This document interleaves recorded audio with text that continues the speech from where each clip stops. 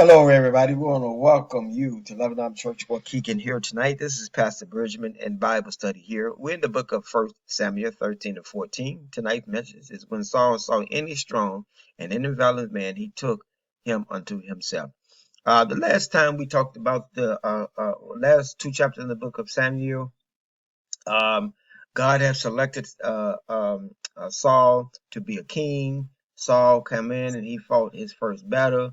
They was feasting and enjoying themselves, and the man was simply walking into his kingship, walking into whatever God had to do. And Samuel pulled all the people together, and Samuel made a point of telling them, I have not received bribe from anybody. Don't say that this person that I selected to be king, I did it because of this person, this person. This is your choice. This is y'all baby. This is y'all mess. And he's also told them, say, hey, God was so displeased when y'all wanted this crap, when y'all wanted a king. And he said, this is the harvest time. He said, stand here and for God can show you his displeasure. Boy, it was thundering and lightning. They was afraid. They was afraid. They was afraid. And Samuel said to them, see now that you and your king serve God. If y'all serve God, everything be okay. If you don't, then surely, the wrath of God will come upon you. And so that's what we had here. Saul now is becoming the king. One of the things that God told them in the beginning, when you choose a king, he's going to take your sons, your daughter, he's going to take a portion of your land, he's going to take a portion of your money, because now with the kingdom came, it also come with government. It also come with a man rule, where in the spiritual thing, God gave the priests to be over them, but God ruled in the land of the priests. So in order to have that king, they had to now pay for the king, and they still had to fulfill their obligation for the truck. Because with the king or with government come taxes, and so that's what God was saying. But you see, the night Tyler, what God told them is the very thing gonna come true. Okay, let's go. Saul reigned 1 year, and when he had reigned 2 years in Israel over Israel, Saul uh, chose unto him 3,000 men of Israel. Wherefore 2,000 were with Saul in um, Mishmash, whatever that is, and in Mount Bethel, and 1,000 were with Jonathan in Gibeah of Benjamin. And the rest of the people were sent, every man into his tent. Jonathan, smote the garrisons of the Philistines that was in Gibeah. And the Philistine heard of it, and Saul blew the trumpet throughout all the land, saying, um, the Hebrews are here. The Hebrews are here. And, and all the Israel heard say that Saul has smitten the garrison of the Philistines, and that the children that Israel, also was had an abomination with the Philistines. And the people were called together after Saul in Gilgal. And the Philistines gathered themselves together to fight with Israel, 30,000 chariots, 6,000 horsemen, and all the peoples, and peoples as the sand which is on the seashore in multitudes. And that means there were so many peoples that they couldn't even see the sand of the sea. And they came up and pitched in Mishmash, if I'm saying that right, east from Bethlehem. And when the men of Israel saw that they were in a straits, for the people were distressed, they saw all those people, they got scared. And the people did hid themselves in the cave, and in the thickets, and in the rocks, and in the high places, and in the pits. And some of the Hebrews went over the Jordan to the land of Gad in Galilee. As for Saul, he was yet in Gilgal, and all the peoples followed him trembled. And also all those peoples, man, they was afraid after they lit that wall. And he tarried 7 days according to the set time that Samuel had appointed. Now, apparently Samuel told him to sit there for 7 days. Don't do nothing, just sit there. And Saul came not unto Gilgal, and the people were scattered from him. So now God told him to set there 7 days. How do I know that God told him? Because Samuel told him, and Samuel is the prophet, and Samuel hear from God like Jesus, and then he dispersed to his people. And so now Saul was told just to sit there for 7 days. That was appointed time. Okay, but now all of a sudden, as Saul was sitting there, the Philistine had surrounded him. And Saul said, Bring he hither a burnt offering unto me, and a peace offering. And he offered the burnt offering. And it came to pass, as soon as he had made an end of offering the burnt offering, behold, Samuel came, and Samuel came, and Saul went out to meet him, that he might salute him. And Samuel said, What hast thou done? And Saul said, Because I saw that the people were scattered from me, and that they came not within the I'm sorry, and that though thou camest not within the day. He's talking to Samuel, because you didn't come the, within the days appointed. Okay, within those 7 days, because Samuel wasn't there.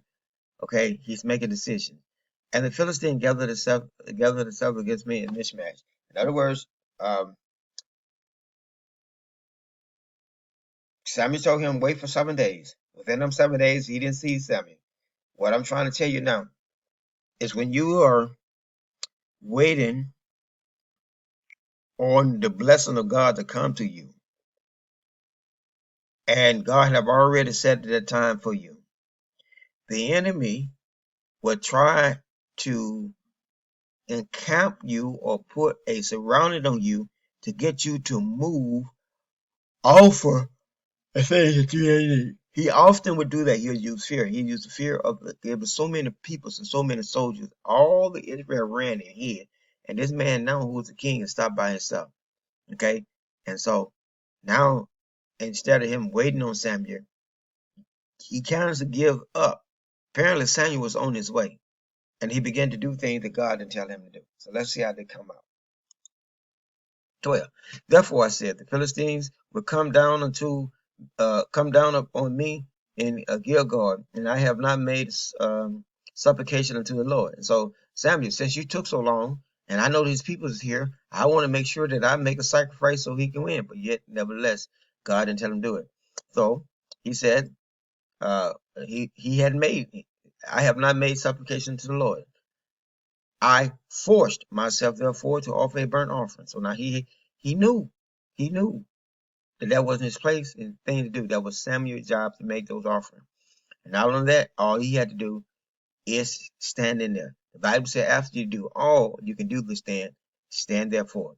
And Samuel said to Saul, Thou hast done foolishness.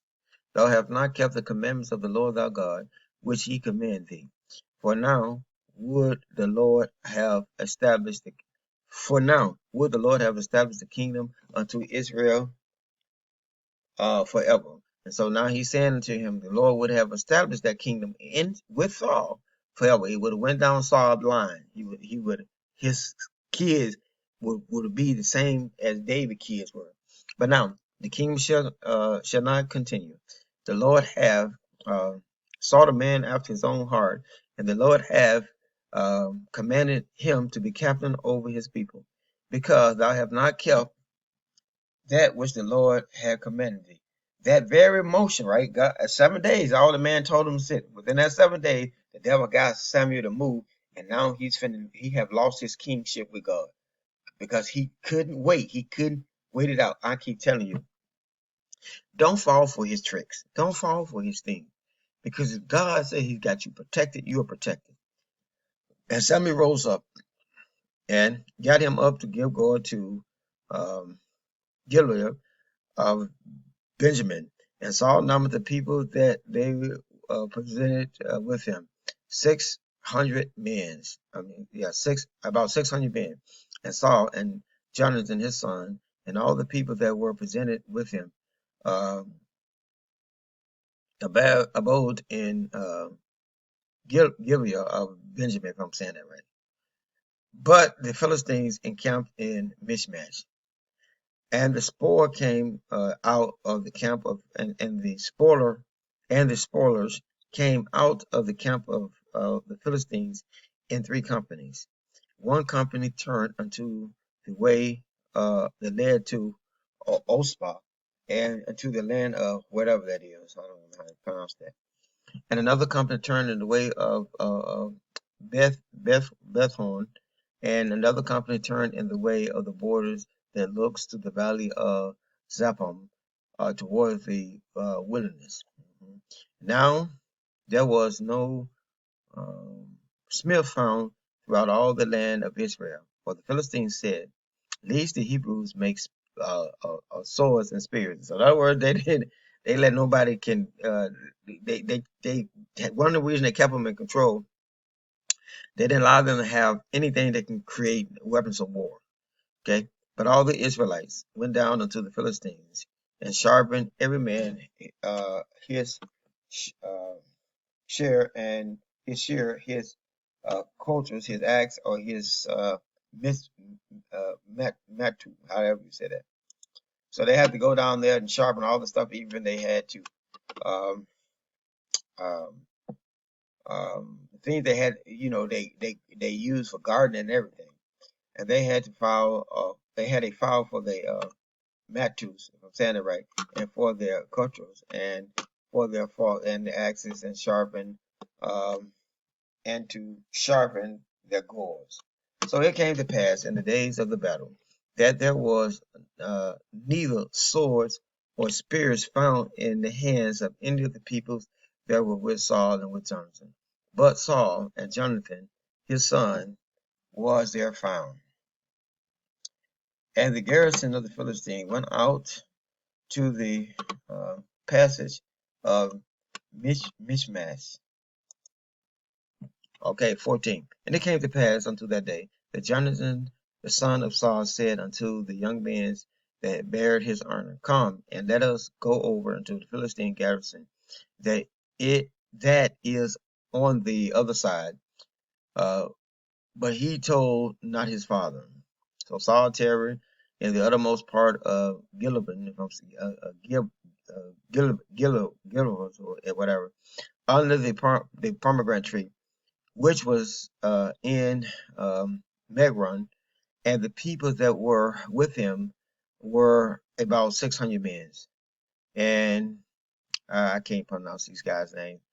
Whoever the son of Pharaoh, the son of Eli, the Lord priest in Salo, wore an ephod. So now he was the high priest of that time.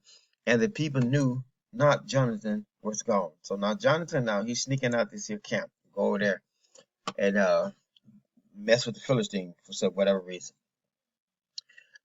But between the passes there by which Jonathan sought to go over to the Philistine garrison, there was a sharp rock on one side and a sharp rock on the other side. And the name of that place was Beezer. And the name of the other side was Sinsha. Uh, the forefront of one was saluted north over against Mish Mish Mish Mishmash, and the others south side against Gibeah. And Jonathan said unto the young man that bare his armor, "Come, let us go over unto uh, the garrison of these uncircumcised, that it may be that the Lord would work for us, for there is no uh, restraint to the Lord to save by many or by a few." He took him unto him.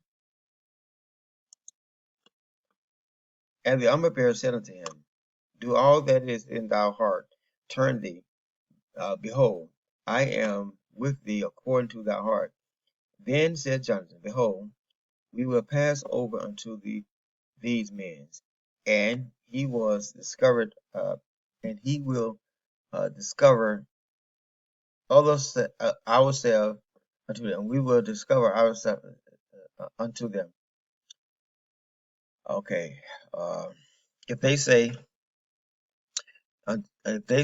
if they say thus unto us, tarry, tarry until we come unto you, then we will stand still in our place, and will not go unto them. But if they say, Come up unto us, then will we go up. For the Lord hath delivered them into our hands, and this shall be the sign unto us. In other words, he said unto him, I don't know where he got that from. Maybe he prayed and said, Lord, if they say come unto us, we take them out. And it really don't give that much more detail of how he come to that conclusion. But anyway, he came to the conclusion, if they say come up, then we know God gonna let us win this battle. And both of them discovered themselves uh, unto the garrison of the Philistines. And the Philistines said, Behold, Hebrews come out of thy hole where thou had hid themselves. The Hebrews came out of the holes where they had hid themselves. And the men of the garrison answered Jonathan and said, Jonathan and his armor bearer, and said, come up to us, and we will show up, and we will show you a thing. And Jonathan said unto his armor bearer, Come up after me, for the Lord hath delivered them into the hands of Israel. And Jonathan climbed up unto his hands and his feet, and the armor bearer after him. And they fell before Jonathan, and his armor bearer slayed after them. And the first slaughter which Jonathan and his armor bearer made was about 20 men, wherein as it were a half acre of land, or a yoke of oxen upon a plow. And there was trembling in the host and in the field, and among all the people, the garrisons, and the spoil. They also trembled, and the earth quaked, for it was a great trembling. All of a sudden, there's an earthquake in the midst of it. And the watchmen of Saul and Gilead of Benjamin looked, and behold, the multitude melted away. And there went out there went on beating. They went on. I'm sorry. They went on beating down one another. Then said Saul unto the peoples that were with him, Number now and see who is gone from us. And so Saul knew something was going up, because all of a sudden now that the earth stopped shaking. And when they had numbered, behold, Jonathan and his armor bearer was not there. And Saul said unto that priest, Bring ye here the ark of God, for the ark of God was at the time with the children of Israel. And now it came to pass, while Saul talked unto the priest, uh, the noise that was in the host of the Philistines went on and increased. And Saul said unto the priest, Withdraw thy hand. And Saul and all the people that were with him assembled themselves, and they came unto the battle. And behold, every man's sword against his fellow, and there was a very great discomfort. Moreover, the Hebrews that were with the Philistines before time, and went out with them unto the camp from the country round about. Excuse me. Even they also turned to be with the Israelites, and that they were with Saul and Jonathan. Likewise, also the men of Israel, which had hid themselves in Mount Ephraim, when they had heard that the Philistines flee, even they also followed hard after them in the battle. So the Lord saved Israel that day, and the battle passed over to Benhaven, Bethaven, if I'm saying that right. And the men of Israel were distressed that day, for Saul had adjured the people, saying, Cursed be the man that eateth any food until evening, that I may be avenged of my enemy. So none of the people taste any food. And how would you like that? You're in a major battle. You've been swinging sword all day, and the king said you can't even eat. And all they of the land came to a wood, and there was honey up on the ground. a valiant that comes to this place, and that's honey pretty much everywhere. And when the people were came into the wood, behold, the honey dipped, uh, but no man put his hand to his mouth, for the people feared the oath. In other words, the honey even dropped on them. God had honey dropping on them. Boy, they wouldn't even eat it.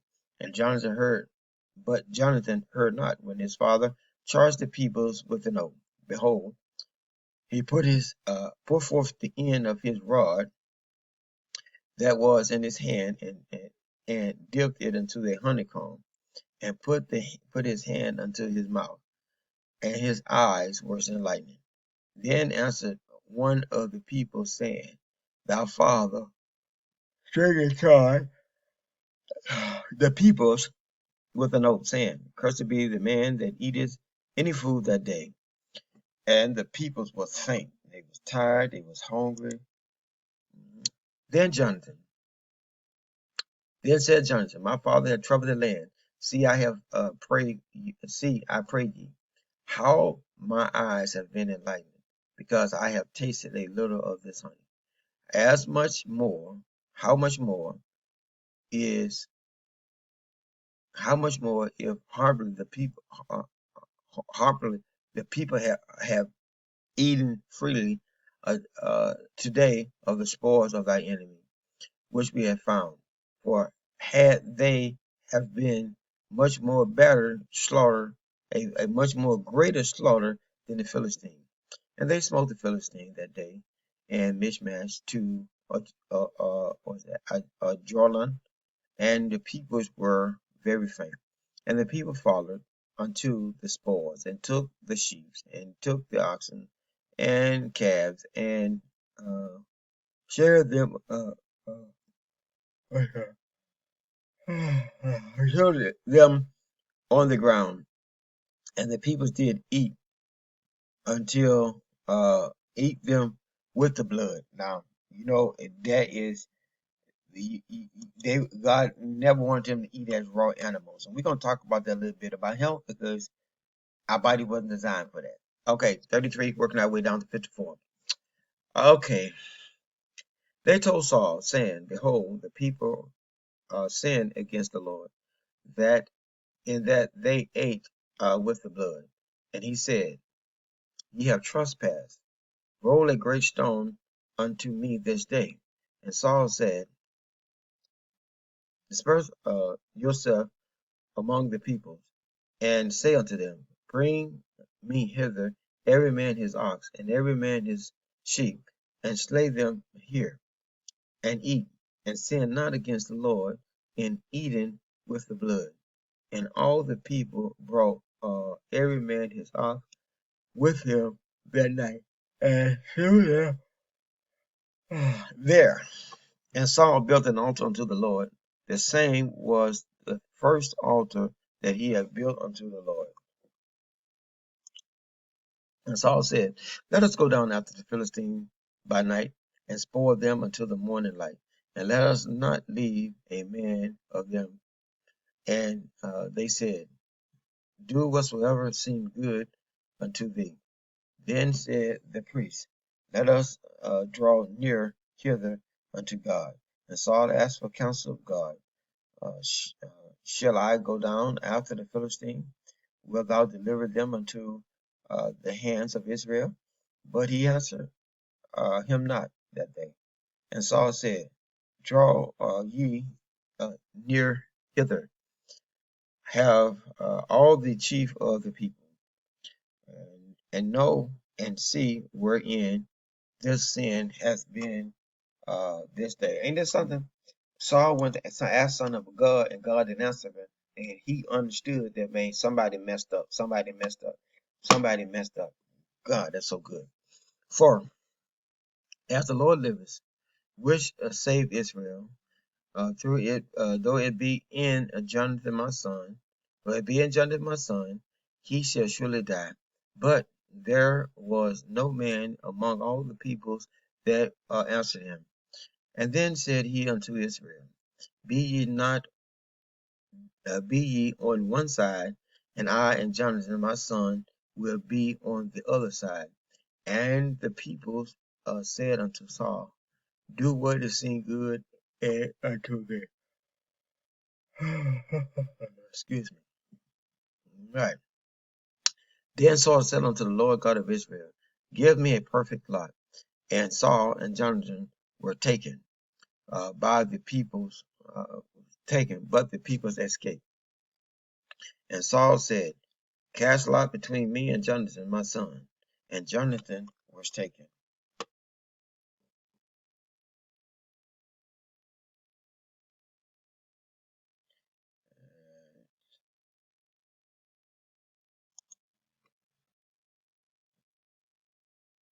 Okay, I must have went down. Was the Lord live with Israel and Jonathan, my son? Okay, okay. All right, okay. I'm back on track now. Forgive me for that.